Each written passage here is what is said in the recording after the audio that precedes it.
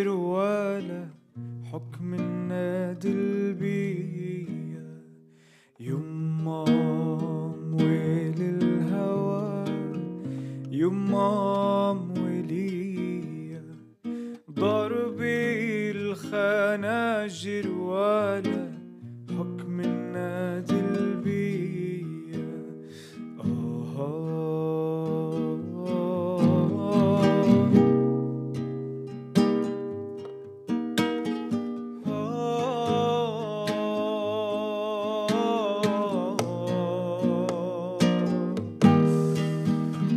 ومشيت تحت الشتاء والشتاء رواني والصيف لما أتى ولع نيراني بيضل عمري انفدى قدر للحرية يما مويل الهوى يما مويلية ضربي الخناجر ولا حكم النادي البيئة يما مويل الهوى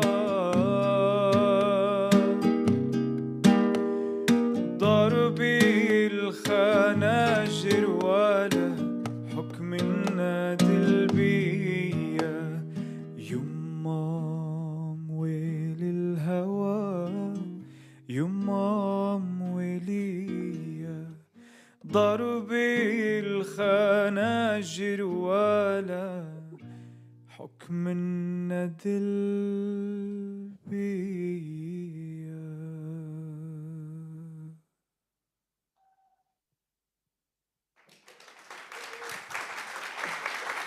Thank you.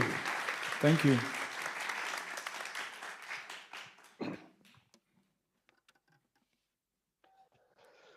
Goedenavond, welkom in dit Thomas Theater, waar wij de eerste ThomasTalk van dit jaar houden.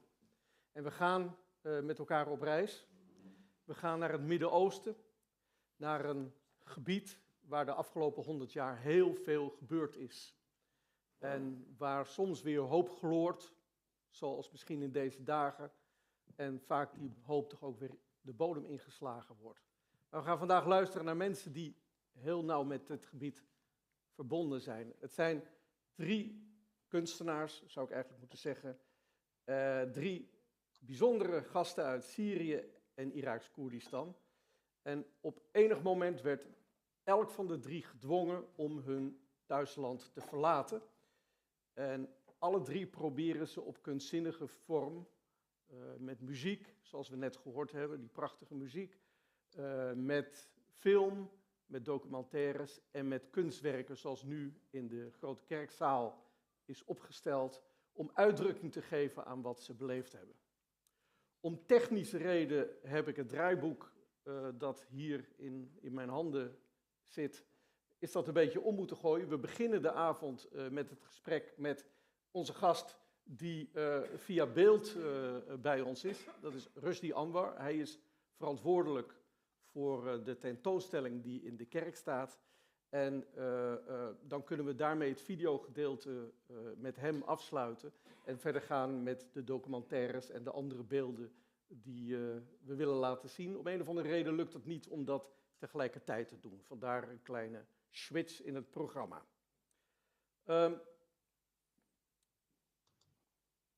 Ik moet bij de laptop gaan zitten, anders hoort hij mij niet. Rushdi Anwar heeft in 1988 de gifgasaanval op Halabja meegemaakt en is gevlucht naar Australië.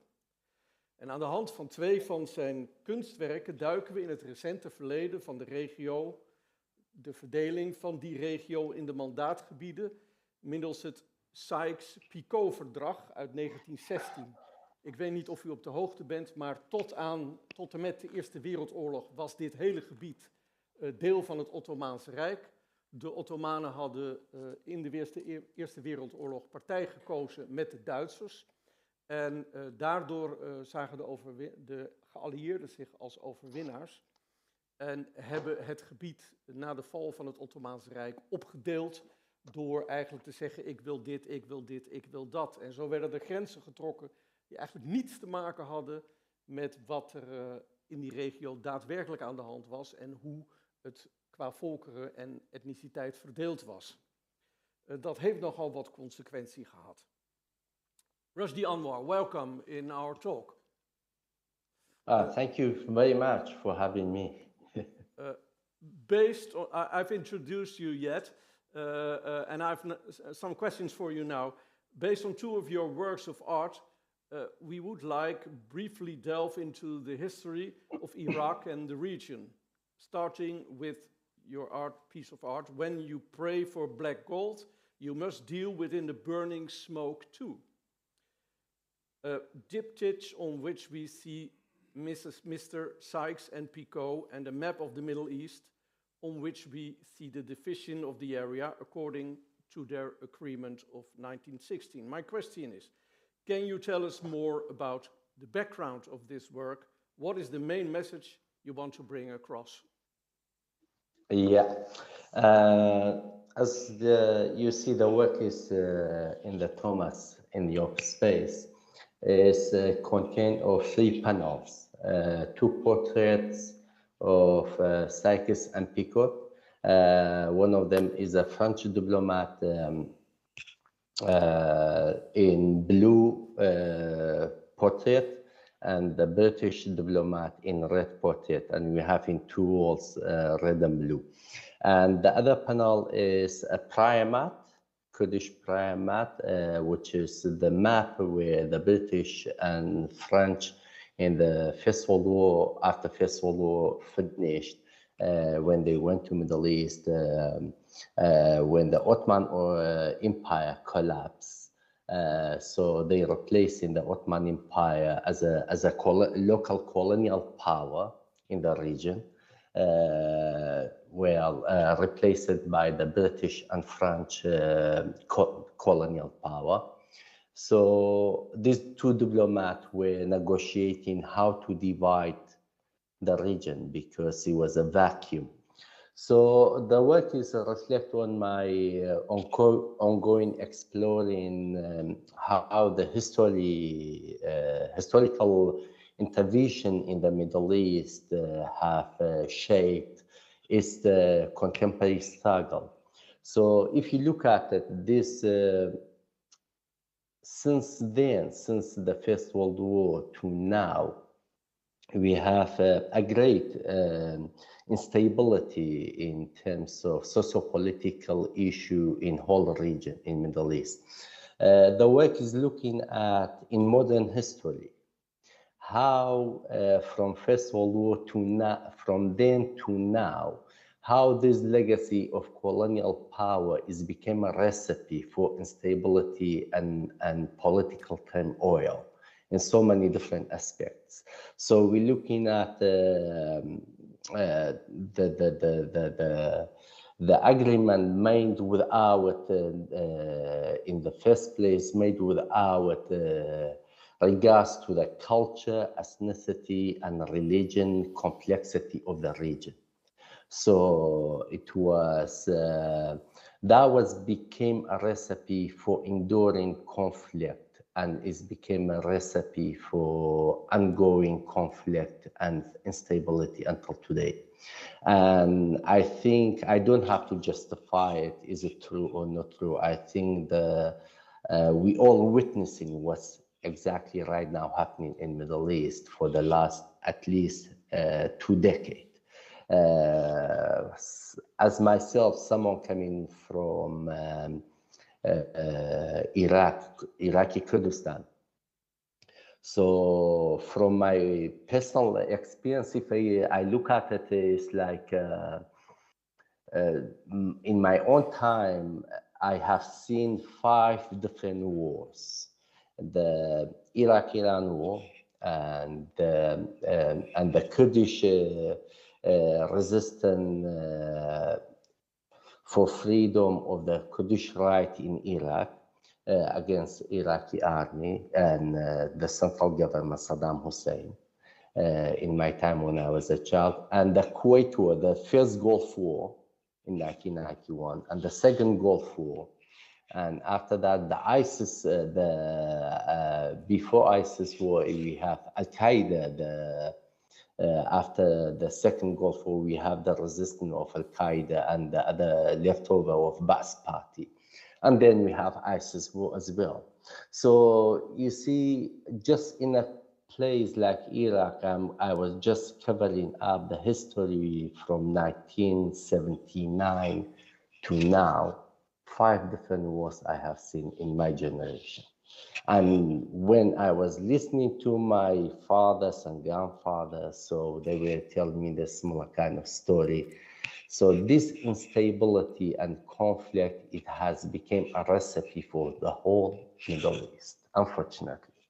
And thus we're looking at from then to now, how this resonated.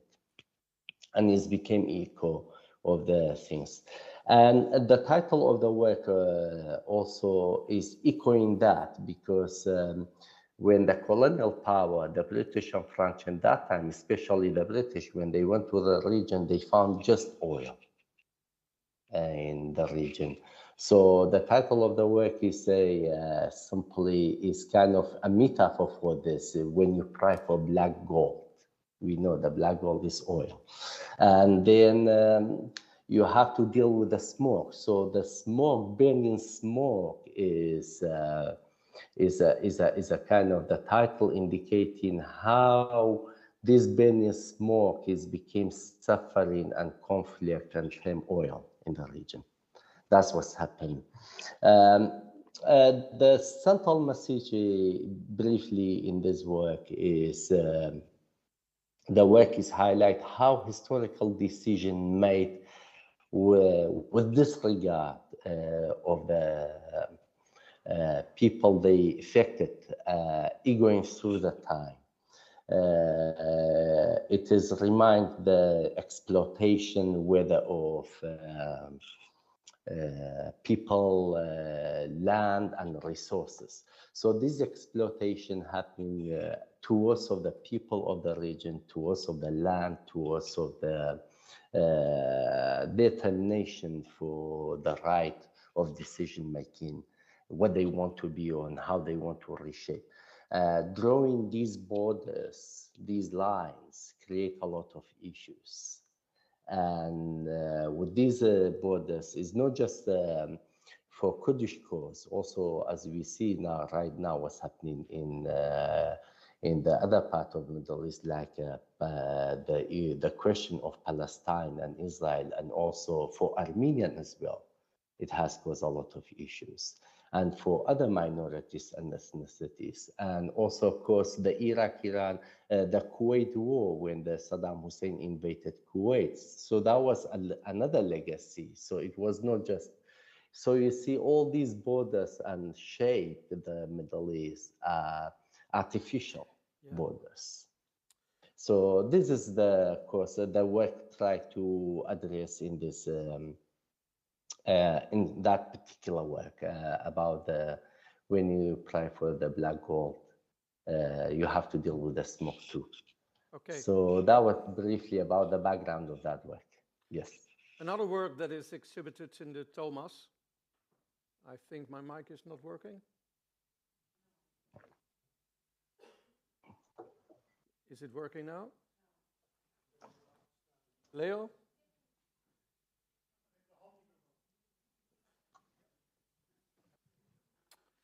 Okay. Another work that is exhibited in the Thomas is the installation, "When the world pushes you to your knees, you are in the perfect position to pray." It deals with the more recent history of the region, namely the occupation of parts of Syria and Iraq by IS between 2014 and 2017. How did you come to create this work, and what is the main message you want to bring across?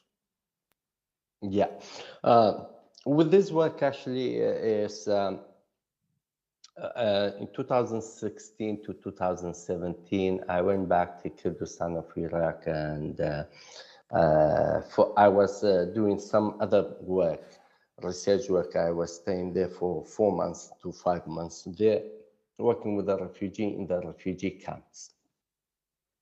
And for one of my research field work, for my work, I was going and visiting those places where being caught in the fire between the ISIS and Iraqi forces and Kurdish forces. So where most of the refugees were coming from. And that was the peak of the war against ISIS. So we're talking about 2014 to 2017.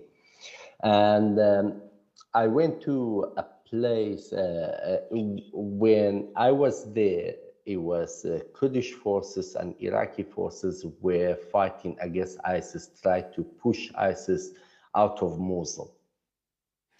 And as we know, the Mosul, it was one of the main city in Iraq.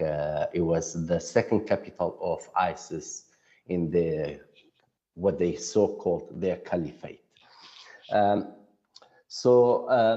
What's happening in this work, when I look at this area, so we have around the Mosul, the province, this area north of Iraq, is almost 500,000 Christians living there. And also the Yazidis living there. And also we have Shabak and all the ethnicities and minorities living there. It's very complex, it's very rich in ethnicity and religion and belief. So when ISIS controlled those areas, it's pushed everyone out. Anyone who couldn't escape is being slaughtered by ISIS, unfortunately. So they became a victim of ISIS, as you saw in the news and other things. So we all know that's what's happened. So this work, it was after the liberation of so many villages and towns around Mosul. So one of the town and city were liberated were called Bashika, were heavily populated by Christian and Yazidis and minority Muslim as well. I want to go there and document the town. So I got permission with the Kurdish forces. They give me access to the town, because at that time we're talking about, it was a war zone, so we're not allowed the civilian to go those areas. So I got permission to go there. So when I went to the town, it was totally destroyed. It became a wasteland, leftover all weaponry, and everywhere were destroyed. As we see so many images like what I'm describing, similar like what you see on news from media. So I started documenting the places and different locations and different places, and I came across one of the church. It was main church in the town, were built during Ottoman Empire 1889. And that's a very historical church, and it was destroyed during the war, and mostly by ISIS.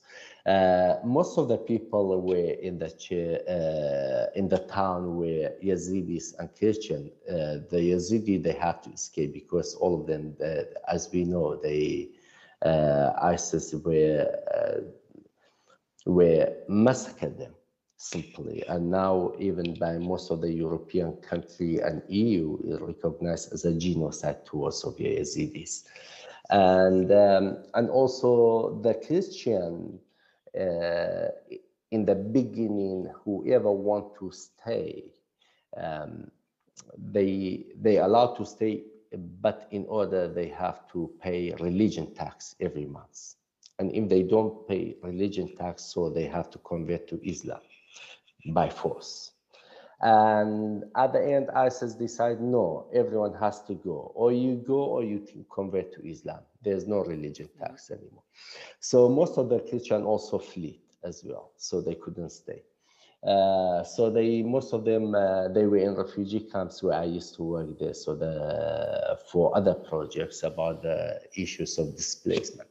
So basically, this work emerged from my deep engagement with these recent trauma in the Middle East. If you look at it, particularly as we say, we encountered the occupation of ISIS, a big chunk of Syria, a big chunk of Iraq from 2014 to 2017. This period brought enormous suffering and displacement and distraction to the region on the hand of ISIS, were using religion as a tool for their ideological agenda. So countless lives been perished, the community been perished, the society been perished. So the what you call it, the work incorporated element with speaking about fragility, about existing in the face of violence. So the main core of the work I'm questioning is here, indicating how we can coexist together, regardless the differences, regardless the ideological differences, the religion differences, because the society and the community around this region, they used to live together for many years. And the Christian, the Shabak, the Yazidi, the Muslim, everyone were, and all ethnicity, Turkmen, Kurds, Arab, they used to live together in peace for many, many years in the region. But suddenly you see an ideology came using religion like ISIS, destroying everything and creating a lot of segregation and discrimination towards of others, and destroying everything. So the work is touch and base briefly on those issues, but there's so many other different elements historically if you looking at. So just briefly for the audience, if they don't know what's going on in the installation, we got the black and white photograph where is Nabi Yunus Mosque, where in Mosul, where it was a very historical mosque in Mosul. It was a landmark, even recognized by UNESCO as a landmark, one of the historical architect in Iraq. And ISIS destroyed that mosque when they knew they are losing the war in Mosul. A couple of weeks before they totally pushed them out. And then the three photographs just a position, this black and white photo of the mosque is the church I photographed in Bashika. So I am just a position, a mosque being destroyed by ISIS and a church destroyed by ISIS. Mm-hmm. So is the ideology doesn't discriminate anyone. Okay. When it comes to distraction. So it's like looking at this ideology, the only thing it likes itself, nothing else. Anything beyond its color, destroy it. So is an ideology doesn't believe coexistence, doesn't believe otherness. The work is highlighting that context. A lot has been changed in this region. ISIS is minimalized. It's not conquered, but it's minimalized. It's still there, I understood. But I want to talk with you about the future of this region. What are your dreams and hope for your country, for this region? And maybe you can articulate a bit more, because it's hard to understand everything you say because of the audio here. Oh, sorry. Yeah. My own kind of dream for the region, as I touch on based on it, is how we understand each other and we can live together in coexisting. One of them is, as we say, the damage in the past, what has been done is done. You cannot go back to the past. And one of the things, if you want to coexist and to live together, we have to acknowledge the past. I'm not saying you have to forget the past, because past always it will be there. Is a trace of past, always it will be there. But we don't have to live with it. We don't have to emphasize on it. We don't have to use the blaming finger on each other. We have to come to a conclusion.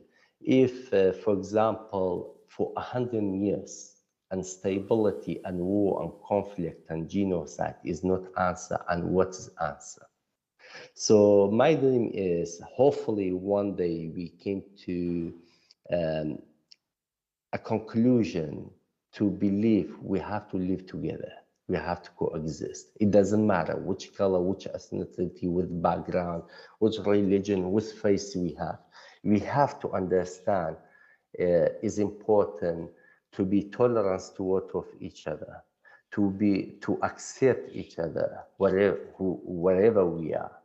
And I think that's the main point, in my own opinion, and my hope. Hopefully one day we came to that conclusion. And if I'm saying it is easy, I will be naive, be honest with you. It's not easy. But if I'm saying it's possible, yes, it is possible. Because as we see, we are human, we have seen so many other regions in the globe. Historically, if you look at back history, different locations in the planet Earth, where it has been very unstable politically, socially, very unstable. But then after a period of time, all parts come together. They try to make a peace to coexist together. And I believe it is not easy, but it's possible. Okay. But all parts has to come to conclusion to accept each other, regardless of the color, as we talk about, regardless the background. Okay, thank you, Rushdi Anwar. Thank you for all the explanation you did about your art and about the history of the region and your hope for the future. We enjoyed your exhibition very much. It was very interesting and it was well placed in the church here. I hope you have seen pictures of it or video maybe. Where is the exhibition going now? We are thinking some of the elements of the exhibition is going to another 2 exhibitions in Australia for June and October this year. And a part of it will be also, we are talking about, it may be in another exhibition in Bangkok in November this year, so we are still working on it. Is as you see, the exhibition, I'm not sure if you have it in the catalog there, is an ongoing project. So this is a project where it takes me 4 years to investigate and research. And what we have in the Thomas, because of the space and some technicality, is some part of the bigger project. The full project, we had it in my solo exhibition in Jim Thompson Art Center here in Bangkok last year, which was much bigger body of work. But we have those works is the Thomas, when we talked with the curator Thomas, and we discuss about what's the suit best for the D. Thomas in the context of today and in the context of this issues we talked about as a coexistence, acceptance, and tolerance. So we decided this body of work will be fit the Thomas very well. And here I would like to also thank the Thomas for the opportunity to have the work there and for their support as well. And I'm glad the work has been there and to have a window for different audience to see the work there, and also thank us to the Thomas team and Thomas for their support and hard working. Much appreciated. Okay, thank you, Rushdi Anwar, for your talk. Thank you. Thank you. Thank you very much.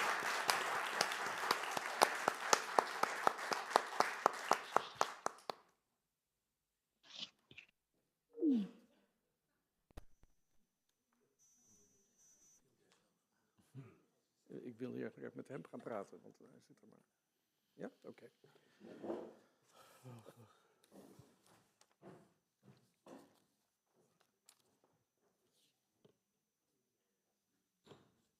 Our next guest, and we already heard of him, is Wasim Arslan. He came to the Netherlands in 2015, if I understood well.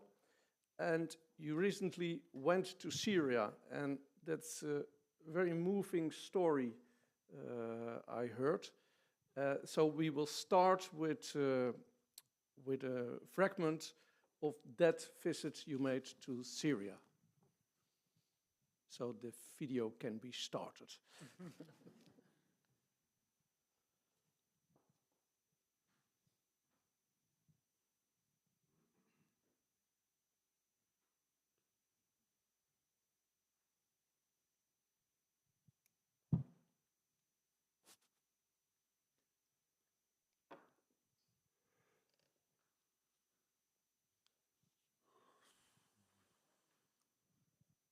I know this email. Yeah.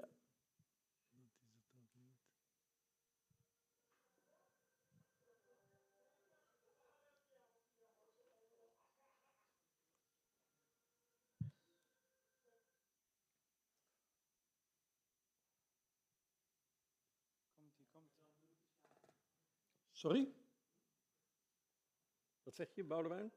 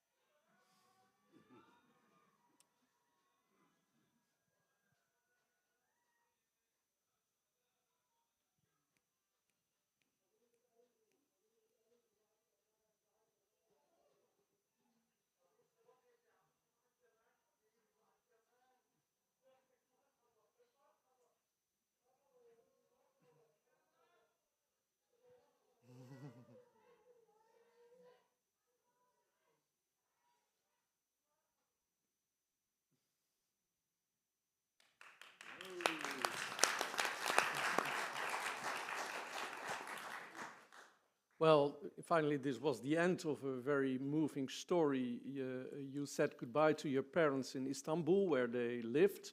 You had gone to the Netherlands. You went with your brother to Istanbul to bring your parents to the frontier. And they went back to Aleppo. What was the reason they wanted to go back to Aleppo? Because this was before Assad regime fell. Yeah, first of all, good evening. Yes. Good evening, everybody. Good to be here and share with all of you this fresh and special story. And answering your question, the reason why I want to go back, my parents want to go back to Aleppo was because they have no other choice than doing that. My father's health is really going bad, so my mom alone is not able to take care of him. My twin sister used to be in Turkey, and me and my brother, we go every month, go there just to carry with my mother a little bit the situation. But in the end, my twin sister moved to Dubai with her husband, and it's not possible for us to just continue doing that. So basically, the only choice we have is to take them back to Aleppo and be with my sister that is in Aleppo and in between the family for sure. But for you, it was impossible to go to Syria. It was impossible. Yeah. And then And a then miracle it's was possible. happening Definitely. because the Assad regime fell. Unbelievable. And you thought when you said goodbye to your parents, you would never see them again. Yeah. And only a few months later, you were able to go to Aleppo. And that's what we see in this video. Yeah. Insane, truly insane. Like Syrian people now are living a miracle. And like somehow with me and my music, something is happening. Like there's an extra layer of miracle over there, because at the day I was at the border bringing my parents back to Aleppo, that was accidentally the date of releasing my first single, which is Rajala, I Will Return. Just which is the promise of going back. Just we manifest, with my mom as well. She was crying and praying for change. She was really crying. Like even when I saw her in Aleppo, now every time we bring this moment back, she cry super hard. She said like, whoa, that moment, this moment kills me just to remember it. It's like saying goodbye to your son while he's still alive, and you are still alive, but you are just saying goodbye. And the same thing for my dad. I hold his hands and I said goodbye as he's still alive, but I'm saying goodbye as it is the last goodbye. And I thanked him for all what he did for me, and I thanked him for all the love and all the care, but I know deeply that this is the last goodbye. Yeah, that must have been a very difficult moment. Yeah, and as well, like talking about the impossible becomes possible. For me, like going out of Syria and the whole journey and kind of the feeling powerless in it, and all this hardship and pain makes you look away. Don't look back. Just move forward. Don't look back. Stay focus, because if you look back, there is no way back. So better to just focus all your energy, everything you've built, your future, your network, your friends, your lifestyle, everything towards somewhere else than actually Syria. So all of a sudden, we can't go back. Like, what do I do now? It's like, it was as well really surprising and a big change in all my mental state. And now there is maybe a future for Syria. Your parents live in some kind of peace now, I hope. What is the situation? Where to start? Chaos. Yeah. For sure. Hope. People, I can describe people walking in the street, actually, their head is up, which is different than before. Before, Your head is down. Because if you put your head up, they really cut it. Like they break people's dignity in there. And now we are free. You know, people say I'm free. So people, they have voice more than before now. So you see their attitude, they are walking differently. You can see smile. You can see people suffering because the situation, the living reasons, like all the basics, the foundation are not there. I went there, we are spoiled here. We're so spoiled. Like, we're talking about warmth, we are talking about electricity, water, food, financial balance. Just, it's not there. Internet, it's not there. It's super hard. Like, people are completely busy in their life just how to arrange the basics, which is for us is on the app. You do like this, is everything arranged, you know? For them, like I was with a musician, we want to play something in the studio. He said, I need to go arrange gas because it's like, what arrange gas? Like, now we need to record the song. So you see people priorities and like they're busy with just surviving basically. So they are suffering. Like, you see the suffering, which breaks my heart, and it's clear to see. But at the same time, you can see that there is hope. You do see it. Okay. Yeah. You're a singer-songwriter. We Yeah. just enjoyed one of your songs. Thank you. What is the connection between, what is the link between your songs and the situation in your home country? Quite strong connection. Like me coming to here, to diaspora, actually made even the connection between me and my homeland even stronger. To just look at it from far, and as well to look what I have missed. Like, when you are connected to something, when you are in it, you don't really know what's worth until you leave it. And when I left, I felt like someone has took big piece of me away, of my existence, of my being. And that made me, whenever I'm writing or whenever I feel things, I just sing for my people. I just sing for my feelings towards my homeland, and as well hear the voices of the people there and try to speak for them, as their voices doesn't seem that is heard in the world. They have been suffering for years and years and years and years, and actually no one really gives a hand. So for me, discovering my voice and being here in a safe place, having the luxury to survive and live life, I took the responsibility to sing and speak for them and raise up as well their voices, and as well represent the beautiful side of our culture. So this is kind of my relationship with that. Okay. Where will your future be? Here in the Netherlands or in Syria? What's your idea about it? Well, like, what do you think, guys? Both, right? Yeah, you didn't give me choice. Both would be the best. Well, to be honest, I have been privileged to build a family here and a community here and a group of amazing friends and family. And these people really, it took some time for me to say it is home, but in one day I said it's home for me. And the people here could make me feel home. So definitely I have now 2 homes.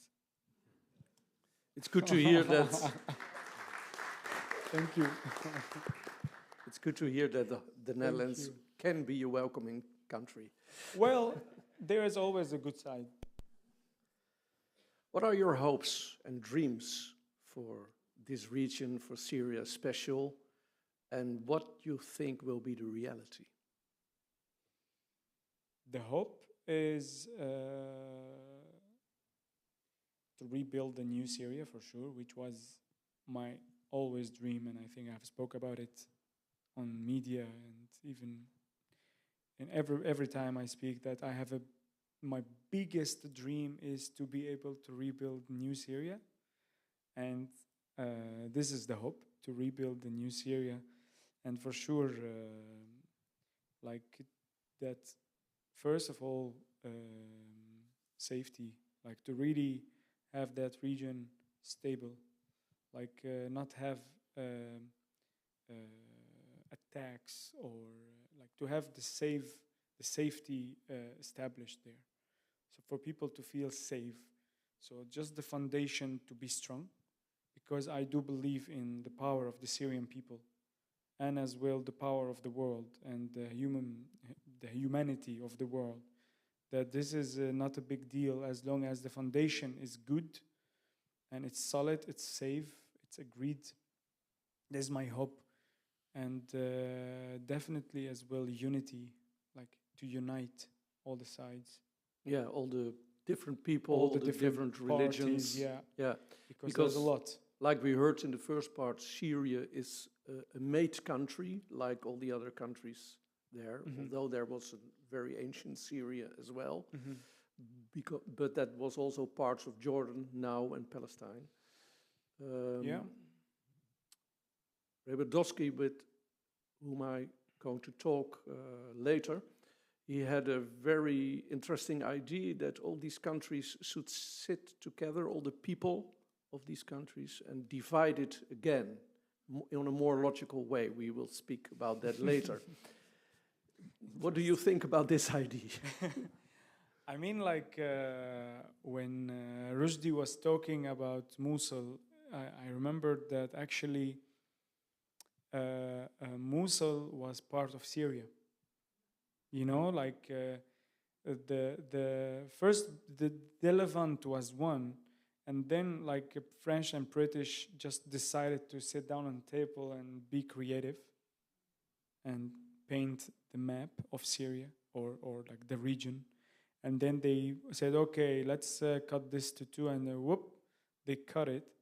And then British, after like 10 years, they said, wait a little bit, here there is more gas, more oil, and all of a sudden Mosul becomes actually Iraqi, not Syrian, and all of a sudden the people of Mosul start belonging to Iraq, having the Iraq flag, having the Iraq anthem, and eating Iraqi food.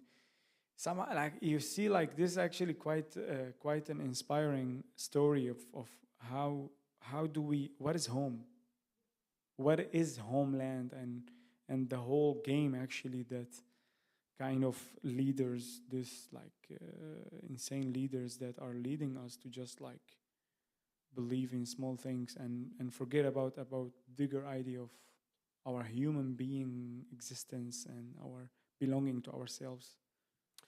These allied countries from the First and Second World War did a lot of wrong things in this region, as they did in Africa and more places, and also the Netherlands has its part.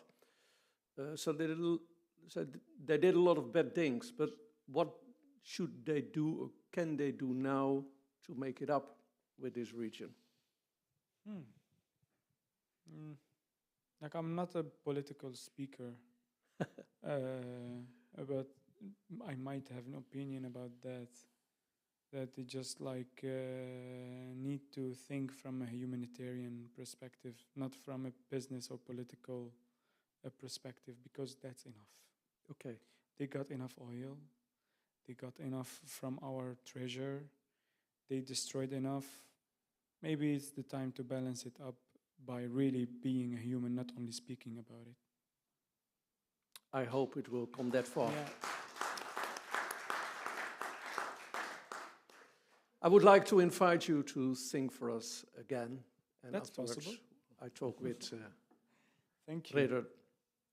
So I give you the mic because yeah, this was yours. I think we will need it.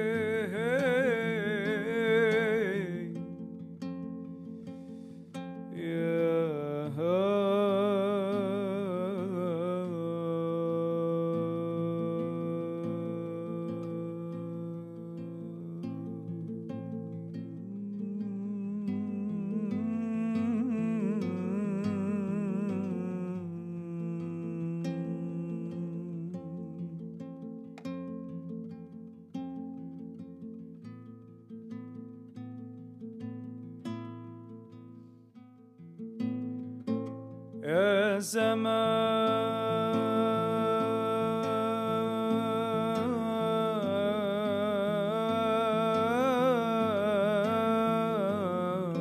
الحاضر الغايب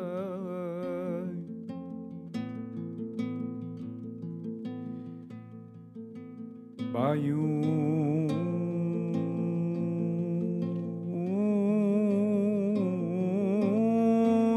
النسيان ذاك ومضة صفاب وسط الزحام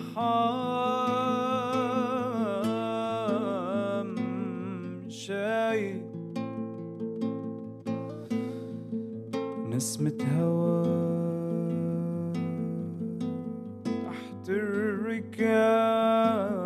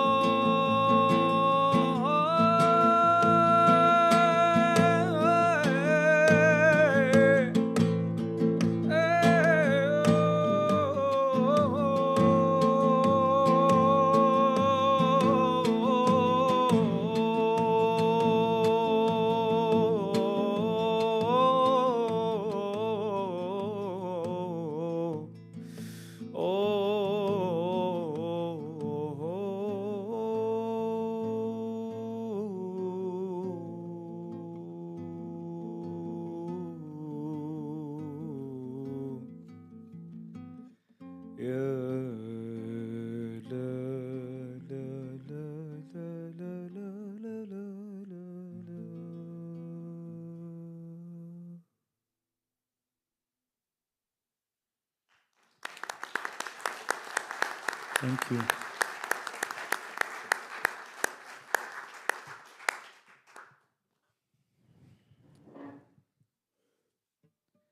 Well, I just arrived last night from Syria to here. I still feel like dizzy from this trip, I swear to God. Crazy. I feel like my head is, really interesting. And when I go to the flight, like when I fly, I have some pain in my ears. And now I have one ear is closed. So I sing with my heart. Next song called Ya Lil. And it speaks. This song actually represents a moment. I was, I think, 17 years old or 16 years old, and somehow I had this vision while I'm looking into the landscape in the car, just looking far, wondering. I felt like the world is promising me of a moment of clarity. I don't know when, I don't know where and how, but one day I will feel this moment. And then one day, after like, I think 14 years, I was with you in France. And we had this night. It was my birthday, and or like within festival, and then everybody went away, and we sat together like 5 friends around the fire in the forest, and the stars, the Milky Way. I could see it, and we were, after our performance, we were playing together, jamming just around the fire. And suddenly I lose my feeling of my body, and my body is not there, because we are so connected and so in harmony. And that was for me such an eye-opening and such a healing in this hardship time when you are separated. And that was for me kind of the response to that vision I had, Ya Layl, that I have been promised with the night of clarity. And the warmth of my beloved ones was healing as the fire does.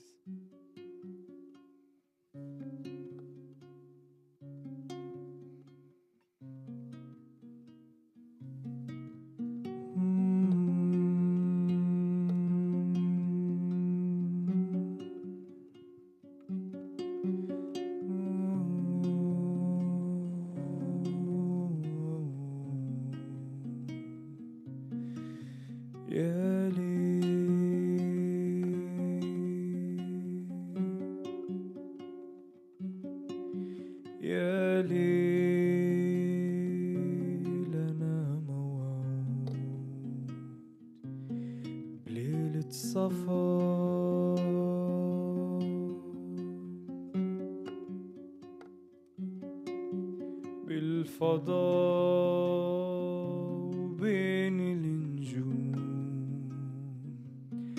نسهر سوا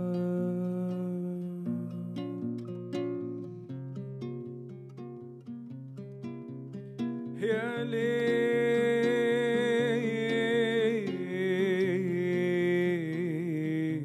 أنا موعود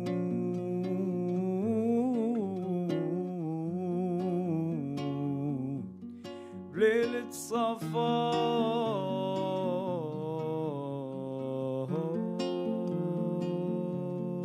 نسهر سوا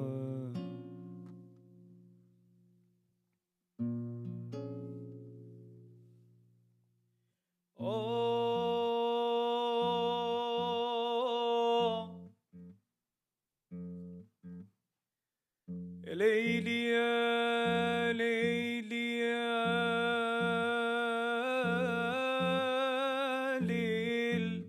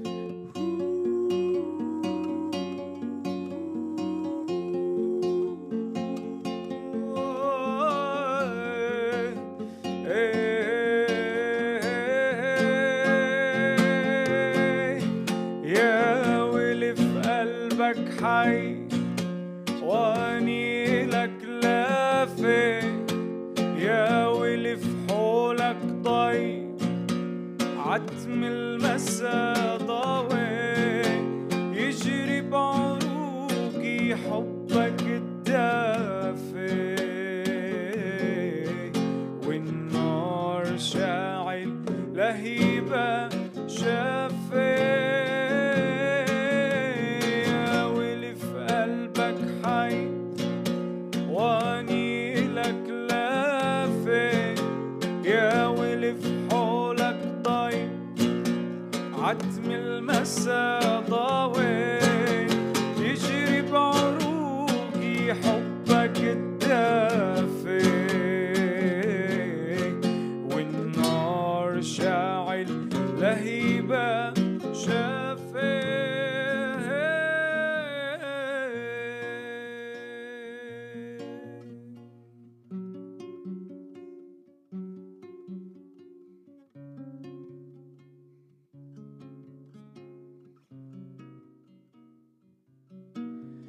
يا ليل أنا موعود بليلة صفا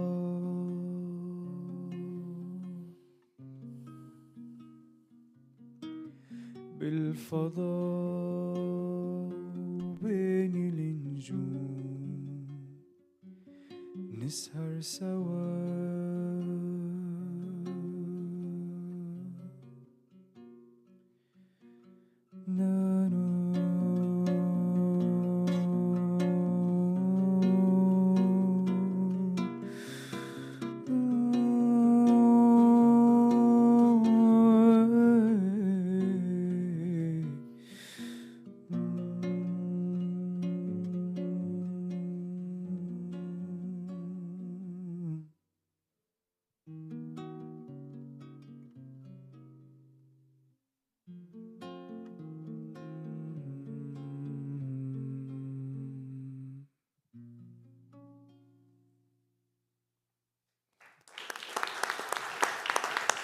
Thank you. You're the freeze.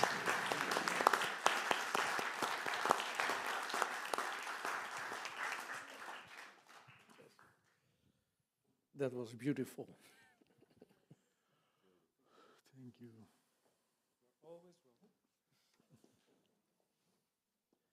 We kunnen vanaf nu de avond voortzetten in het Nederlands. En dat is wel zo fijn, want ik werd er eigenlijk van de week pas mee geconfronteerd dat ik deze avond heel wat in het Engels zou moeten doen. Nou ja, ik vind dat ik me er aardig doorheen heb geslagen. We gaan nu naar onze derde gast. Ik heb geen idee waar die zit, ik kan ook bijna niks zien door het licht. Reber Dosky. Ja. Kom erbij, zou ik zeggen. We gaan nog een microfoon pakken. Ik heb hem. Ik heb iets. Oh, jij hebt ik heb iets. de luxe van een microfoon die ik ook had, maar die helaas niet meer werkt.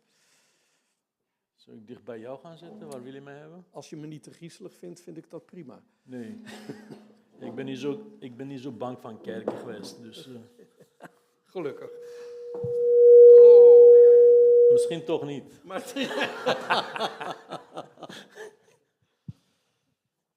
Reber, jij kwam...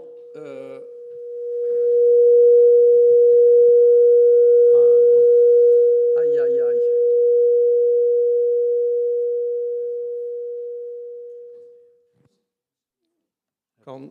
Ja, die microfoon is dicht nu, dus dan zou het goed moeten gaan. We gaan het proberen. Jij bent in 1990... Ik denk dat hij nog iets zachter moet, heren. Kunnen jullie mij verstaan zonder? Oh, nou, ja, ik weet niet hoe ik dit... Niet zonder, nee, want het wordt uitgezonden, dus dat lukt niet. Nee, Reber, jij bent in 1975 geboren en in 1990 naar Nederland gekomen. Een snelle rekensom leert dat jij toen 15 jaar oud was. Dat is niet al te moeilijk. Wat was de reden dat jullie op die leeftijd vanuit Koerdistan, want daar kom je vandaan? Ik kom uit Koerdistan, inderdaad. Ja. Ik ben in 1975 geboren, klopt. Maar de 1990 klopt niet. Oh, dan ben ik Dus verkeerd geïnformeerd. Google heeft niet altijd goede informatie, gelukkig. Blijkt maar weer. Ja, moet ik harder praten? Ja, zo is beter? Ja, volgens mij. Ik ben, geloof ik, eind van de jaren 90 ben ik naar Nederland gekomen. Ik dacht 95 of 96 was. Om precies te zijn was 8 augustus.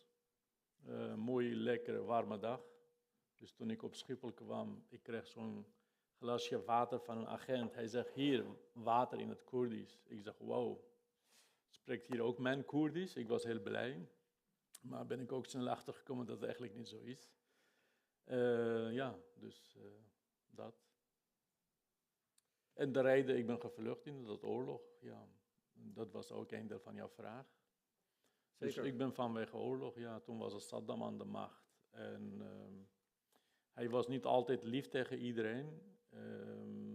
Ook heel vaak eigenlijk boos en kwaad. Blijkbaar had hij problemen met zichzelf. Dat kan je ook zo formuleren. En toen, ja, misschien hadden wij geen goede psycholoog in Irak. En dus heeft hij nooit kunnen met mensen praten. En toen begon hij net, heeft de collega's ook over gehaald. 8 jaar Iran-Irak-oorlog. Waarom? Dat weet niemand. Politieke belangen, wapensindustrie, olie enzovoort. En daarna pauze, 1988, 16 maart om precies te zijn, heeft hij gas gebruikt tegen Koerden. Nou, dat was één getuige, de kunstenaar-collega, die is daardoor gevlucht. En dan de eerste Golfoorlog en tweede Golfoorlog. En nog steeds is oorlog eigenlijk, hè? Ja. Ja. Ik ga toch even die andere microfoon pakken, want ik denk, hij blijft een beetje rondzingen, dat het dan allemaal wat beter wordt. Dus misschien dat zijn loopmicrofoon uit kan gezet worden en dat hij deze gebruikt. Ja, zou ik dit ook helemaal... Nou, laat maar lekker zitten. Bij Ja, mij oké. zit hij er ook nog op. Ja, oh ja, oké. Maar hij moet nog aangezet worden. Ja, 1, 2, ja. ja, kijk, dat is beter. Dat is beter. Als we mazzel hebben. Oh, niet te hard zetten, alsjeblieft. Goed. Jij bent opgeleid tot filmer, tot documentairemaker. En dat doe je ook veel en graag zo te zien. En we gaan ook een paar stukken van je documentaires bekijken. Je hebt ook al heel wat prijzen gewonnen, zag ik. ITVA Awards voor Radio Kobani, waar we straks een fragment van zien. En een ander documentaire van jou, Sidik en de Panter.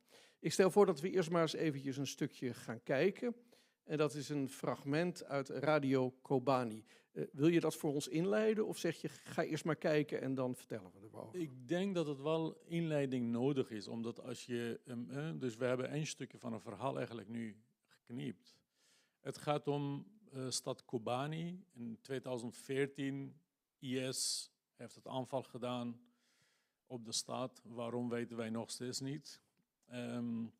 De Koerden met de Westerse alliantie hebben zij geprobeerd de stad te verdedigen. En uiteindelijk, nou ja, de discussie nu is ook aan de hand. Hè? Dus Syriërs moeten terug naar eigen land. En toen Kobani werd bevrijd en uiteindelijk inderdaad, als het geen oorlog is, mensen willen terug naar hun stad, naar hun herinneringen, naar hun straten. Maar ja, dus als je terugkomt, wat zie je? Bestaat die herinneringen nog? Bestaat jouw huis nog?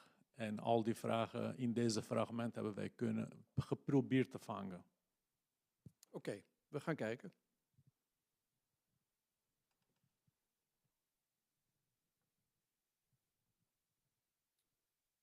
Nu missen we nog een beetje geluid.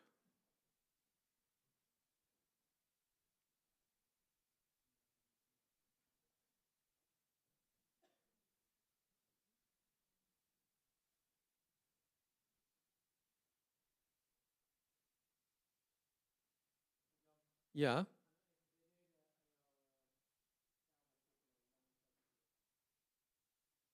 Oké. De techniek. Het is allemaal techniek, daar hebben wij gelukkig geen verstand van. En het wordt allemaal geregeld. Misschien is dit een moment om goed te maken wat ik vergeten ben, namelijk mezelf te introduceren. Doordat het hele draaiboek opgegooid is, ben ik een beetje in de war. Want ik had me op een hele andere volgorde voorbereid. Mijn naam is Bart-Jan van Gaart. Ik ben verbonden aan deze Thomaskerk, Thomasgemeente. Ik preek hier regelmatig en ik probeer wat betreft de programmering een beetje theologisch geweten te zijn.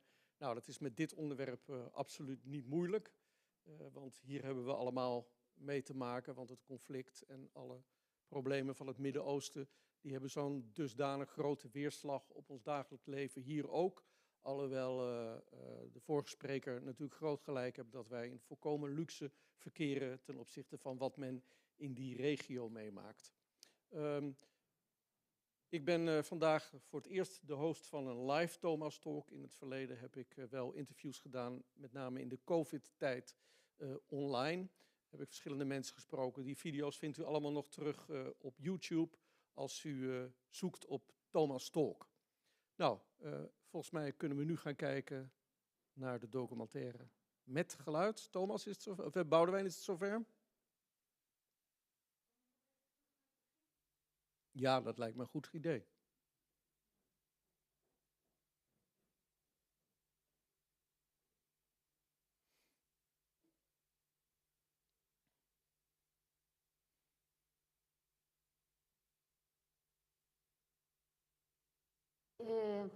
حتى نها دالي قوالسيون داد آلي الطيارة دا آليكاري هاتيا تشكرن فقط آليكاري كي وصا قشتي كتبيجي تشك بدي جاب الخانة بدي براستي حالا جي ام بدرفتي خوي هري كيم شاردكن آليكاري كي وصا برش در وزيدتر چينه بياي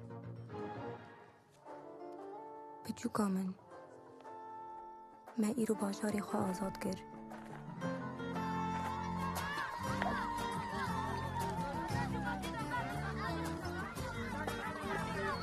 دار نیجا هم بخیر هاتن برنامه روزباش کوبانی شخواهند زانن که رادیو ما جهنیه نو ام دوشنن ما استودیو خواه جنوب آواز کریک دیرو جیام ساعته که به را درواز بکن لسر روشا کوبانی و چاوا جیان درواز تبیه ام هیرو بطایبت لسر پرامبرین کو وگرین ولاتن خواه و جنوب ولاتن خواه آواز کن وکو که ام زانن پشتی کوبانی ها ریزگار کرن کسین کوبانی جاره که دین برای خوددن باجار کوبانی آنها نیزی 7000 بونی و هاتن قولش كلام مرتبط لا قول ما سكت تشتكي ناس اقول چه؟ ممكن تو نوتي الرقم وجي صون جوابي ورد مسلم تمام حر سري هو والله يا ري بيرتي نوع نوع خواري برا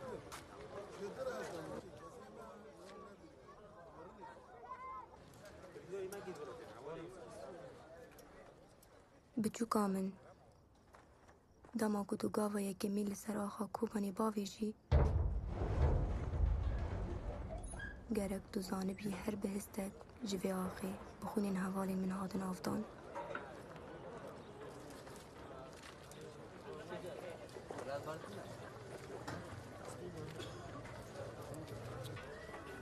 اولش كلام وبس ريوات فريم ملاتي يعني ريوات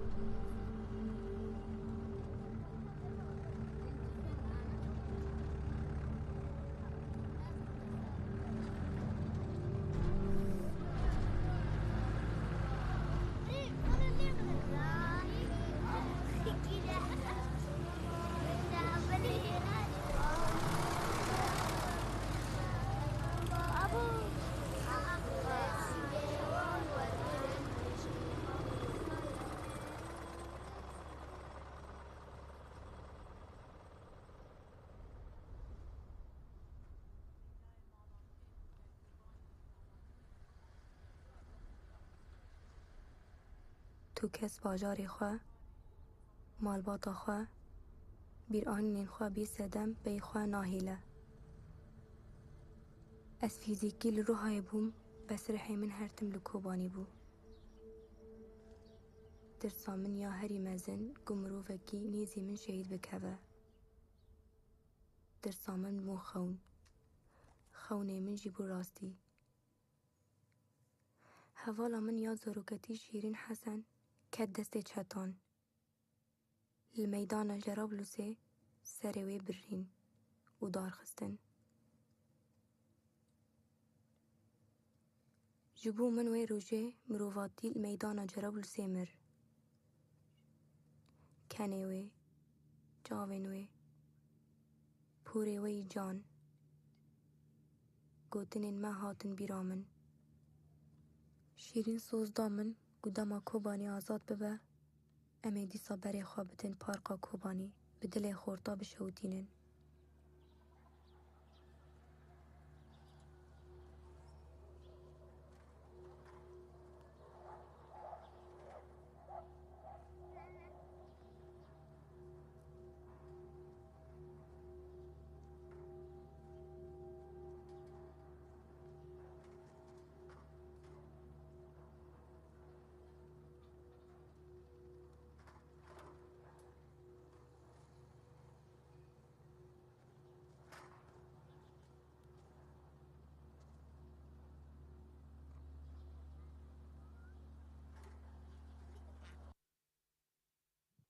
Tot zover. De geschiedenis van Kobani is eigenlijk de recente geschiedenis onder IS. Het is een tamelijk afschuwelijke. We zien eigenlijk een verwoeste stad. Hoe vinden mensen die daar wonen de veerkracht om toch weer op te staan en verder te gaan? Ja, hele goede vraag. In alle moeilijke tijden merk ik ben regelmatig, in Midden-Oosten, maar ik kom ook daar vandaan, in het midden van de oorlog ook. Ik denk dat het hoop het beste middel is wat je hebt eigenlijk, het beste wapen. Dat je verder kan. Ik heb gemerkt bij mensen in Kobani, ik heb gemerkt bij directe slachtoffers van IS. Mijn laatste film die gaat over Yazidi-vrouwen die jarenlang in de handen van IS zijn geweest. En uiteindelijk zwaar mishandeld zijn, verkracht zijn, vernederd zijn. Uiteindelijk komen zij terug in de maatschappij. Deze vraag heb ik vooral aan hun gesteld. Sommigen hadden herinneringen met hun vader, sommigen hadden herinneringen met hun familie. Die hield hun eigenlijk op de been. Maar ook sommigen zeiden, ja, ik moet doorvertellen wat mij overgekomen is. En iedereen vindt ergens iets om verder te gaan. Maar deze vraag is ook, heb ik tientallen keer aan mijn vader gevraagd, of mijn moeder. Wat is het? Mensen zijn uiteindelijk, volgens mij, de meeste mensen in het Midden-Oosten zijn een beetje eigenwijs. Dat ken ik van mijzelf ook. Dus als iemand zegt tegen mij, je kan het niet, ik ga het juist bewijzen dat ik wel kan. En dan iemand die komt, ja, weet je, die figuren die veranderen steeds. Zoals Assad, zoals Saddam, of die nieuwe, nu gekozen is, die in Damascus zit. Het zijn allemaal figuren, maar methoden zijn hetzelfde. Dus iemand die komt zegt tegen mij, je mag niet zijn wie je bent. En dan zeg ik, nee, ik ben wie ik ben. Ik ben zo geboren, weet je. Ik ben een Koerd, je bent Arabier, prima, respecteren. Maar als het niet, dan ga ik juist tegen gas geven. Dus bij iedere persoon is het anders. De kwestie van Koerden is al, na de Eerste Wereldoorlog eigenlijk, we hebben vanaf het begin van de avond ook over gehad, dat wij in 4 verschillende landen verdeeld zijn. En dat wij graag een eigen land willen hebben. Een eigen land met eigen grenzen, met eigen overheid. Dat eigenlijk geeft ons kracht om verder te gaan. Wij zeggen ook altijd, wij kunnen opnieuw beginnen. de wereld is oneerlijk verdeeld. Wij kunnen nog een keer met elkaar samen aan de tafel zitten. En dan zeggen wij, oké, bijvoorbeeld als je zegt tegen mij, het land is Turkije, dan begint het meteen fout voor mij.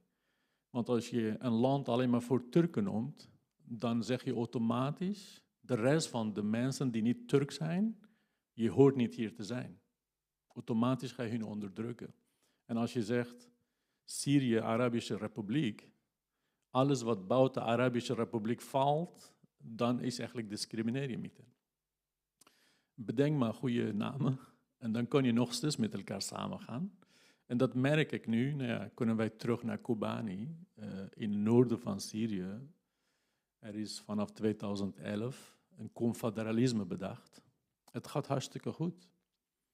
Eigenlijk confederalisme betekent, als wij in deze zaal 45 christenen hebben, en dan 10 islamieten, en dan nog 20 joden. Dus de grote gemeenschap krijgt grote zeggenschap. Maar je gaat niet de rest afsluiten van de besluitvorming. Dus samen bedenken, samen gaan uitvoeren en dan heb je een gezonde samenleving. En vooral in het noorden van Syrië, en elke belangrijke functie heeft een man en vrouw. En de vrouwen hebben leiding vooral. En ze zeggen ook, de wereld is tot nu toe in het Midden-Oosten door mannen bedacht en door mannen uitgevoerd. Dus wij willen eigenlijk mannen niet uitsluiten, maar we willen samen met hen nog een keer gaan naar de samenleving kijken. Wij gaan aan hun laten zien hoe eigenlijk beter kan. En ik vind het een goede hoop, zeg maar, voor het hele Midden-Oosten. Nu heb ik net al verteld over dat interessante idee van jou, dat ook tamelijk utopisch klinkt, om nog eens met al die groepen die daar leven om de tafel te gaan zitten en te zeggen van nou, hoe gaan we dit gebied nou op een betere manier verdelen die meer recht doet aan de autonomie van de diverse verschillende volken, de verschillende religieuze grenzen die er liggen. Aan de ene kant klinkt dat interessant, aan de andere kant staat dat ook, zal maar zeggen, in spanning met wat je net zegt, dat al die groepen ook eigenlijk gewoon goed met elkaar zouden moeten kunnen leven. Zoals wij hier nu ook met elkaar zitten, met hele diverse achtergronden. Op mijn andere dagen sta ik voor de klas op een middelbare school. En ik heb klassen waar 12 verschillende nationaliteiten van oorsprong in zitten. En die gaan heel erg harmonieus en goed met elkaar om. Daar merk je eigenlijk die hele verschillen niet. Hoe kijk jij daarnaar, tegen die spanning van dat idee van jou en ook de wens dat mensen gewoon met elkaar kunnen leven? Ja, maar de antwoord zit het ook in jouw uitleg eigenlijk. Waarom lukt het hier met zoveel verschillende culturen bij elkaar? En waarom lukt het niet in een land als Syrië of in Irak of in Israël of weet ik veel? Dat gaat over de basisprincipe dat je elkaar niet respecteert. Ik bedoel, hier in Nederland, de eerste keer heb ik zwarte mensen, letterlijk zwarte mensen gezien. Stom, verbazend ben ik gaan aanraken. Is dat echt of niet, weet je? Het is onwetendheid, blindheid, wat dan ook is. Maar mijn beste vrienden zijn alleen maar dat nu. Ja. Dus, voor mij was het, ik was nog jong en ik was altijd van Nederlandse elftal geweest. 1988. Wij hadden ellende, maar dat was voor mij een mooi moment. En ik was gek op Nederlandse elftal shirt. Maar ik kon nooit begrijpen waarom Gullit zwart was. En waarom Richard zwart was. Ik dacht, Van Basten, oké, wat is het combi? En toen Duitsland was het totaal allemaal wit. En toen ik hier pas, heb ik met mijn eigen ogen gezien en begrepen hoe het kan werken. Het is een mooie juist principe. Ik denk, het gaat om opvoeding, het gaat om onderwijs. Het gaat om wetgeving die je bouwt. Dat je met elkaar afspraak maakt. Het maakt niet uit wie je bent, hoe je bent. En natuurlijk, als je hier op hetzelfde principe iemand gaat buitensluiten, dan krijg je tegenreactie. En dat is precies, en bij ons in het Midden-Oosten heb ik het gevoel dat het meer breder is. En dan een Alevit, zoals Assad, die was Alevit, die mag aan de macht. Zijn vader heeft een kop gepleegd, hij is aan de macht gekomen. En Alewieten zijn minderheden in Syrië. En die gaat hele bevolkingsgroepen onderdrukken. Dat werkt gewoon niet. In Irak, precies tegenovergestelde. Saddam was een Soeniet. Hij mocht aan de macht komen met de kop. En uiteindelijk heeft hij hele bevolkingsgroepen onder druk gezet. En dat werkt ook niet. Shiiten willen gewoon zwarte kleding dragen. Waarom mag dat niet? Nee, het mocht niet van Saddam. En zij geloven in Hassan en Hussein, 2 belangrijke personen voor hun. Dat mocht niet. En die belemmeringen, die grenzen, is uiteindelijk klein of groot of breed of wat dan ook is, dat is een probleem in het Midden-Oosten. Dus wij proberen niet verder te denken, alleen maar onderdrukken eigenlijk. En dat levert alleen maar problemen. En zodra wij die eigenlijk weg hebben, volgens mij gaat het perfect werken. En waar komt die drang tot onderdrukking vandaan? Is dat niets anders dan angst? Nee, ja, ik denk, ja, je kan het angst noemen, je kan het onwetendheid of juist bewuste politiek noemen. Dus weet ik niet. Ik weet het, ik heb nog niet kunnen ontdekken. En natuurlijk heeft het met angst te maken, maar angst voor medemens moet het niet zijn, zou ik zeggen. En ik denk, nou ja, bijvoorbeeld als we kijken op dit moment naar Iran. Een grote gedeelte zijn Shiiten. Je hebt een kleine gedeelte via Soennieten-Arabieren aan de grens van... Dat zij op het politiek niveau, zeg maar, op een verschil van tussen Soenniet en Shiit, gebeurt dat niet. En die problemen die je in Irak hebt, heb je daar niet. Op het politiek niveau wel, zeg maar. Dat het regime niet goed is. Iedereen, 50% mensen zijn er tegen. Maar de onderling spanning is het gewoon niet. Is dat het angst? Niet? Weet ik dus niet, ja. Mm-hmm. En nu terug naar jouw droom van harmonie en een vrij en onafhankelijk Koerdistan. Hoe verhouden die zich tot elkaar? Ja, weet je, ik zeg heel duidelijk. Je kan nogmaals met elkaar aan de tafel gaan zitten. En Somalië is ook een land. Azerbeidzjan is ook een land. En Armenië is ook een land. Dus waarom Koerden mogen dat niet hebben? Of je zegt het, oké, wij kunnen nog een keer met elkaar afspraak maken. Al die grenzen weg. En als de Koerden enige zijn die nog een land willen, dan gaan wij zeggen tegen jullie zijn stom bezig. Toch? Ja, heel simpel is dat. Ja, als je 2 kinderen hebt thuis en een eentje goed behandelt en die andere niet, die op een gegeven moment gaat zeggen, papa, come on. Ja. Wij moeten een keertje met elkaar serieus gaan praten. Anders ga ik jeugdbescherming bellen. En die gaat over zijn rechten praten. En dat is ook een beetje een kwestie van Koerden. Ik vind dat wij ook recht hebben op ons eigen land. En die ellende komt ook, we hebben nu tijdens eten ook een beetje over gehad. Die ellende eigenlijk komt van jullie, van Westen. Over grote belangen gesproken, Midden-Oosten toen ontdekt werd, er is een olie, is alles misgegaan. En die wereld is niet eerlijk daar verdeeld, maar je kan ook met elkaar via afspraak maken, zeggen oké, jongen, ik heb belangen bij olie, die wil ik hebben, maar het moet ook anders. Kunnen wij met elkaar eerlijk delen. En dus, ja, ik denk dat wij nog een keer kunnen over de grenzen hebben, 1923. De laatste keer is aangepast. En wat mij betreft kunnen die nog een keer aangepast worden.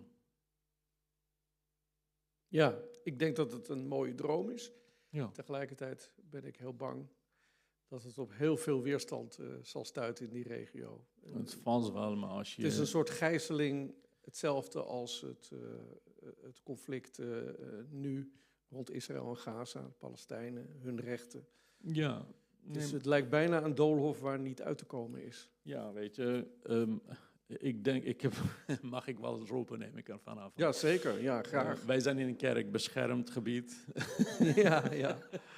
Nee, maar ik bedoel ook over de grens. Hè. Je merkt dat het eigenlijk... Je hebt nu een generatie, Joodse gemeenschap in Israël, die allemaal getraumatiseerd is. Ook Palestijnen. En rondom die 2 bevolkingen ook andere landen. Dan moet je op een gegeven moment met elkaar nieuwe afspraken gaan maken en tot nieuwe beslissingen komen.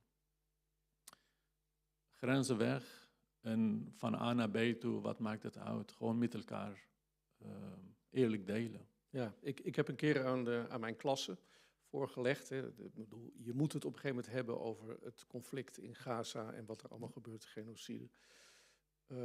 Ik heb ze gevraagd, wat zou jullie oplossing zijn? Hoe zouden jullie bedenken dat het zou moeten worden in dat gebied?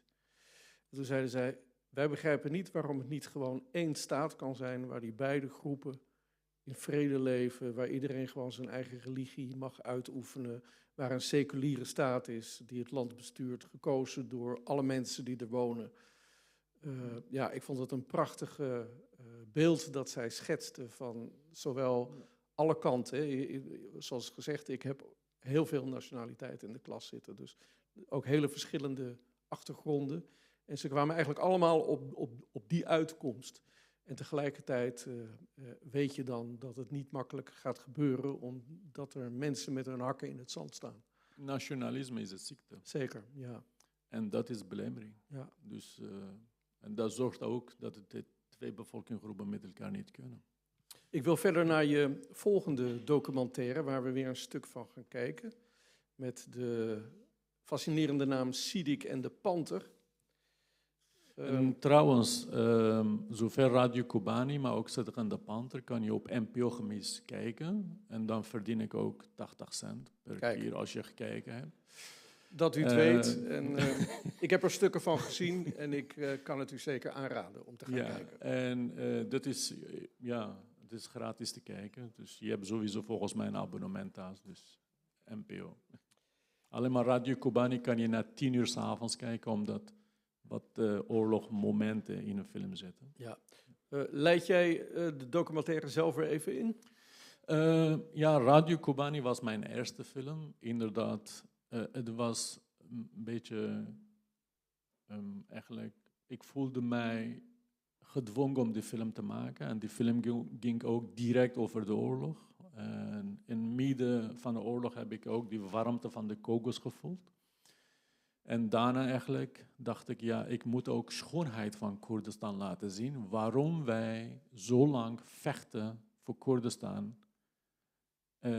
Dus ik dacht, ja, die ga ik laten zien.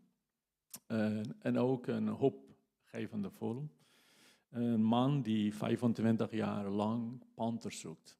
En zijn gedachte is, als het panter terug is naar mijn eigen gebied, Koerdistan, dus Koerdische bergen, dus kunnen wij die gebieden nationaal park uitroepen. En als het nationaal park is, dan kan onze vijanden niet meer gaan bombarderen. En de panter staat voor metafoor, maar uiteindelijk er is wel een panter in Koerdistan. Het is geen Koerdische panter, maar Persische panter. En dat is ook mooi aan die gedachte. Wij bepalen grenzen, wij maken grenzen, maar de dieren die denken, ja, fuck off. Ik ga van Iran naar Koerdistan of naar Turkije of naar Irak, maakt mij niet uit. We gaan kijken.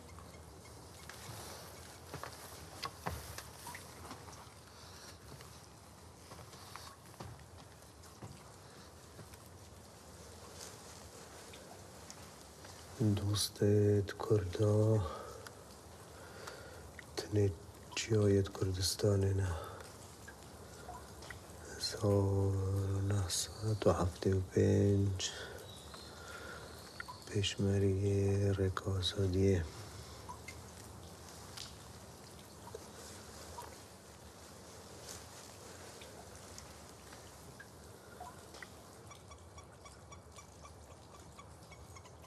دجمنت ما تنه آرمان جکیه هی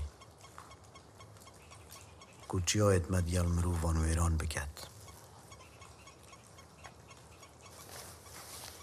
گلکت وکیوان هاتنو چون لیچیایت ما سر خوبو کس نچماندن و بوچه کسی ناچمینن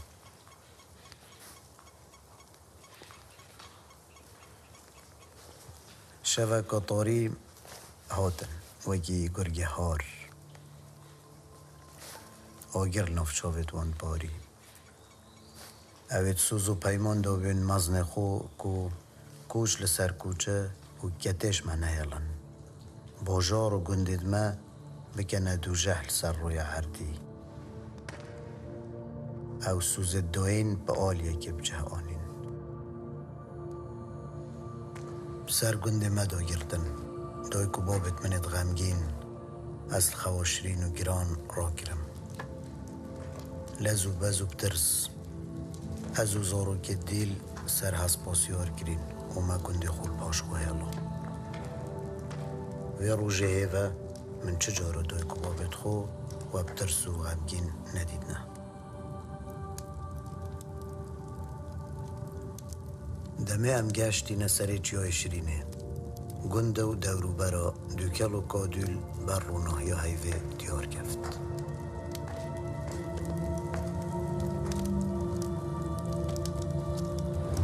سلطاندن تالان کرن ویران کرن مل پاش خوهلا گلمه صدان مال باد بر خدا نه ولات غریبیه بارامل جیانه به کوچبری پنابری و غریبی گنده ما زوی و دور ما گلت ما سوتن کانی و روی ما جهروی گرن زاروک بیر و جن من آخ گرن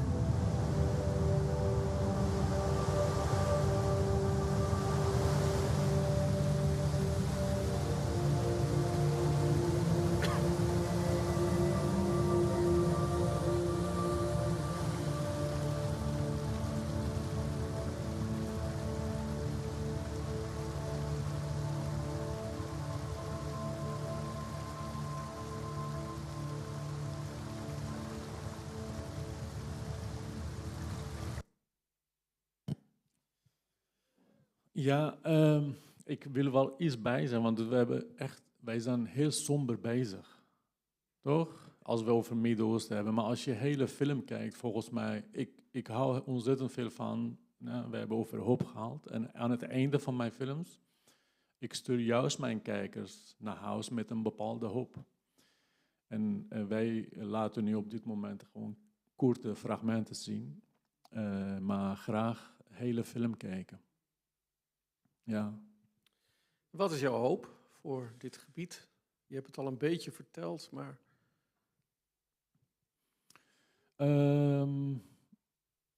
Ik denk, mijn grote hoop is, in plaats van moskeeën en kerken en synagogen, scholen bouwen. Ik denk, dat is de toekomst, dat moet de toekomst zijn van Midden-Oosten. Ja.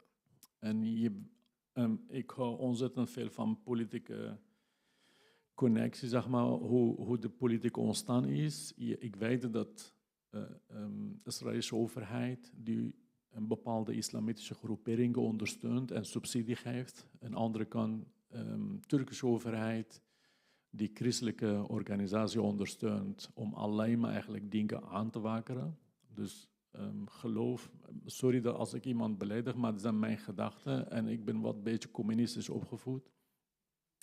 Ik zie, als je goed doet, dan doe je goed, maar als je met bepaalde verkeerde bedoelingen doet, eigenlijk is een soort religie, is een soort gift. En dat heeft ook ooit iemand gezegd, dit is een heroïne, een maatschappij heeft het nodig. En op verkeerde manier zien wij nu tot nu toe eigenlijk in het Midden-Oosten wordt gebruikt. En in plaats daarvan moeten scholen komen. In plaats daarvan moeten universiteiten komen. En dat is mijn hoop. En uiteindelijk, als je gezond kan nadenken, kan je met elkaar in dialoog gaan. En op hetzelfde niveau kan je met elkaar discussiëren en praten, maar dan gebeurt nog steeds niks. En je gaat niet heel snel wapens pakken en met elkaar vechten en elkaar leven zuur maken. Sadak komt van een grote familie in Koerdistan. Saddam heeft 8000 familieleden van hem vermoord. 8000. En in de hele geschiedenis, wij wisten niet eens waar de familie waren. Nadat Saddam na 2003 of 2004 gearresteerd was, pas die massagraven zijn allemaal ontdekt. En hoe hebben wij ontdekt? Alleen maar van kleding van hun. Omdat die Koerden in een bepaalde regio een bepaalde kleding dragen. Dus dat wisten wij, die zijn Koerden. Na lang onderzoek DNA hebben zij sommige familieleden kunnen vinden, identificeren. Wat zij ook in film, laat ik hem ook zien, prachtig bedacht hebben. In de bergen, Koerdische bergen, hebben zij al die mensen begraven, maar zonder naam. Gewoon allemaal een witte steen. In hun vrije bergen. Ja, dat vond ik wel heel mooi gegeven, zeg maar. Dat ze weer terug naar huis zijn gekomen. Ja, om toch inderdaad ook met hoop te eindigen, wil ik je uitnodigen om wat meer te vertellen over een mooi initiatief dat je aan het nemen bent, namelijk Cinema Kijk. Kobani. Ja. Vertel, wat gaat dat worden? In 2016 op ITVA met Radio Kobani zijn wij de première ingegaan en we hebben met veel geluk ook een prijs gewonnen. En omdat wij altijd zeggen, ja, een beste vrienden van Koerden zijn hun bergen. En ik dacht, ja, ik wil zelf ook eigenlijk iets doen, niet altijd van iemand anders iets verwachten. Ik dacht, ja, wat kan ik voor deze stad eigenlijk betekenen? En zodra steden na de oorlog gebouwd worden, eigenlijk niemand denkt aan kunst en cultuur. Ziekenhuizen komen eerst, scholen en noem maar op. Dus ik dacht, ja, als filmmaker wil ik eigenlijk een bioscoop bouwen. Een ontmoetingscentrum voor iedereen, vooral voor jonge generatie. En iemand uit Wassenaar die eerste stap heeft kunnen maken. Wij hebben 1,6 miljoen. Maar ik ben al een paar jaar mee bezig om verder te komen.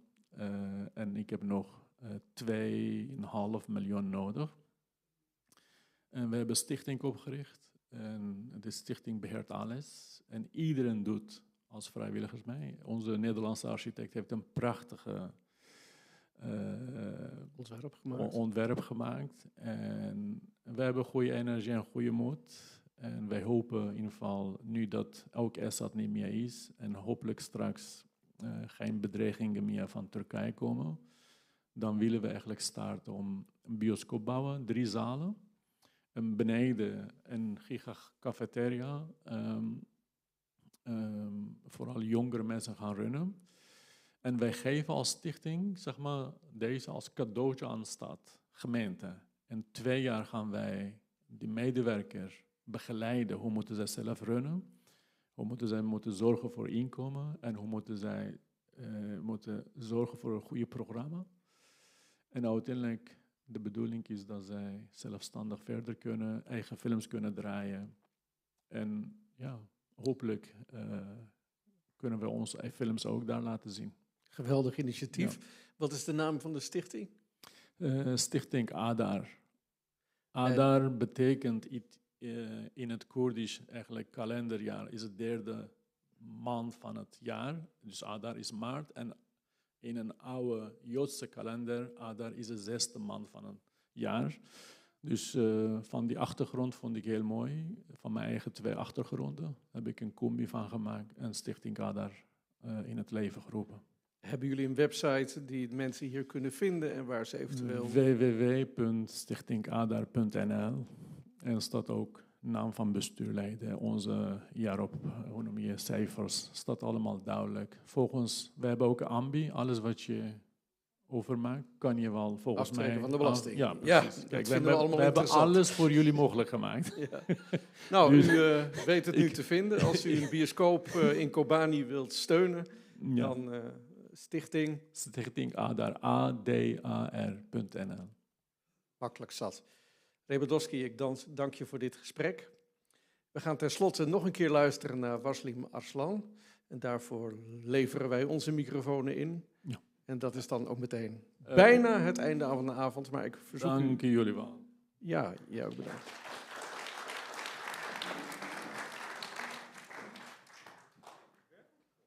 Gezellig.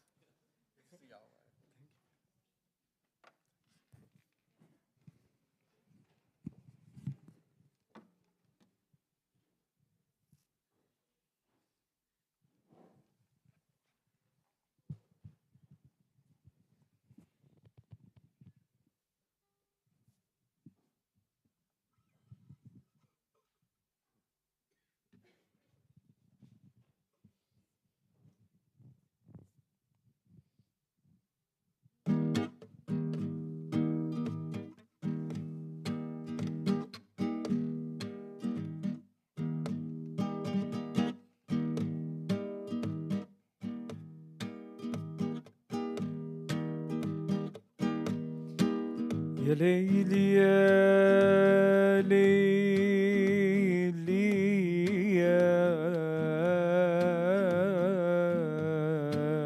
ليل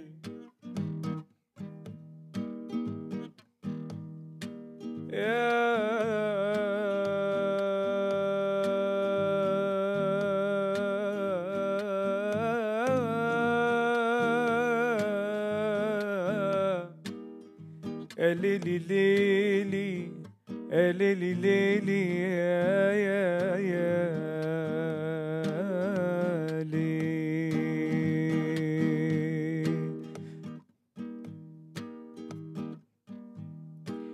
وطلعت يا ما أحلى نوره شمس الشموسة يلا بينا نملى ونحلب لبن الجاموس وطلعت يا ما أحلى نوره شمس الشموسة يلا بينا نملى ونحلب لبن الجاموسة. Yeah, keep clapping because the microphone is not working. So like, you are the percussion now. Keep going. أيوة. Give me that rhythm. وقاعد عالسقيا يغني أسمر وحليوة عوج الطاقية وقال لي غني لي غنيوة قلت له في قلبي يا خلي أسمر يا حليوة قدم لي وردة وقال لي حلوة يا عروسي وطلعت يا ما أحلى نوره شمس الشموسة يلا بينا نملى ونحلب لبن الجاموسة يلا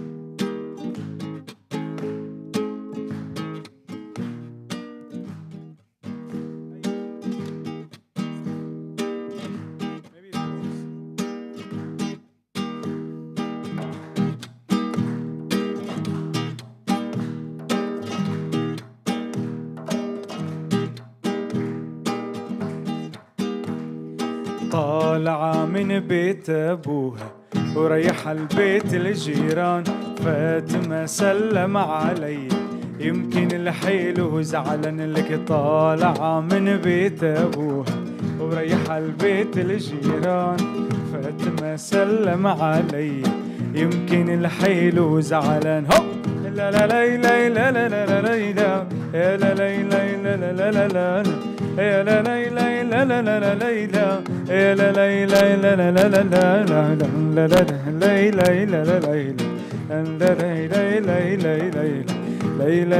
لا لا لا لا لا لا لا قلت له يا حلوة رويني على طولك فرجيني قلت له يا حلوة رويني على طولك فرجيني واللي قالت لي روح يا مسكين قالت لي روح يا مسكين يا طولي يعود الريحان لك طالعة من بيت أبوها وريح البيت الجيران فاتمة سلم علي يمكن الحيل زعلان لك طالعة من بيت أبوها وريح البيت الجيران فاتمة سلم علي يمكن الحيل زعلان لك طالعة من بيت أبوها وريح البيت الجيران فاتمة سلم علي يمكن الحيل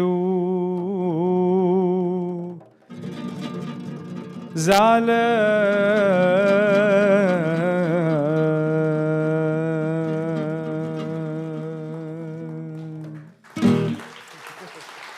Thank you so much. You're the freeze. Thank you.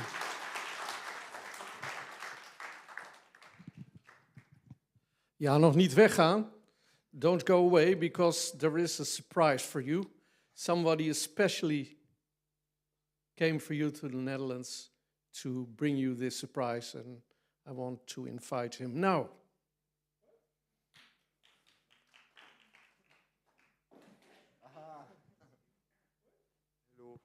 Hello.